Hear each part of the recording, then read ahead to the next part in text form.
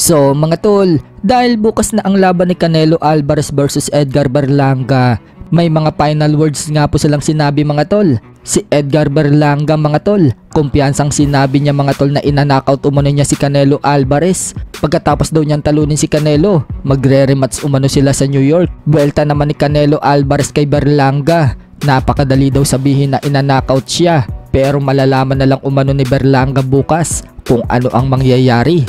Banta nga po ni Canelo mga tol, maging handa daw bukas si Berlanga dahil kailangan umano niya yan. Kumpiyansa ding sinabi ni Canelo mga tol sa harap ng mga fans na ipapanalo umano niya ang laban bukas. Samantala, na-interview naman si Super Lightweight World Champion Teofimo Lopez kung ano daw ang prediction niya sa laban ng Canelo Alvarez versus Berlanga. Wika ni Lopez mga tol, hindi daw lalagpas sa 7 rounds ang laban na yan. Nakasama umano kasi niya si Canelo Alvarez sa camp, pero hindi naman daw siya against kay Berlanga mga tol dahil parehas daw niyang sinusuportahan ang dalawang fighters. Ang kailangan umano ni Berlanga para manalo kay Canelo Alvarez, maging active daw itong sumuntok.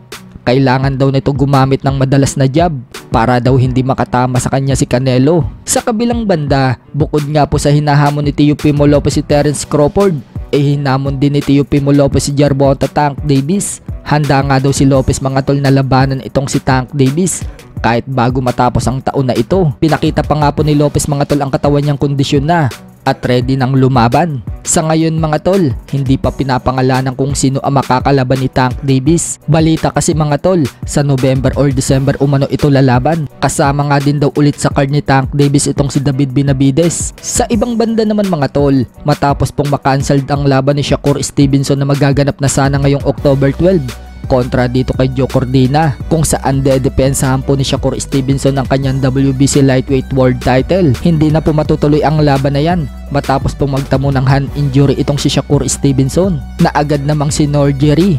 So ipinakita na nga po mga tol ang video ng insidente kung paano nagka-injury si Shakur. Makikita sa video mga tol na bumato ng kanan si Shakur Stevenson na tumama sa balakang ng ka-sparring niya. Napasigaw nga po sa sakit si Stevenson at napahiga sa lona. At yan po ang dahilan mga tol kung bakit nag-withdraw si Shakur Stevenson sa laban. Pero wika naman ni Shakur mga tol, babalik daw siya sa lona sa early next year. Sa iba pang balita mga tol, matapos po nating maipakita na tumatakbo sa matarik na bundok ang makakalaban ni former 3 Division World Champion Janrell Casimero na si Saul Sanchez, na magaganap na po ang laban nila ngayong October 13 sa Japan. Hindi din po nagpatalo si Cuadro Alas. Sa latest video po kasi ni Cuadro Alas mga tol, tumatakbo din ito sa paahon na daan kasama ang mga sparring partner niya. Tinutulungan pa nga si Cuadro Alas ng mga kasamahan niya habang tinutulak ang likod niya dahil paahon ang daan. Wika nga ni Cuadro Alas mga tol sa caption, wala umanong imposible basta nagtutulungan. Paakyat.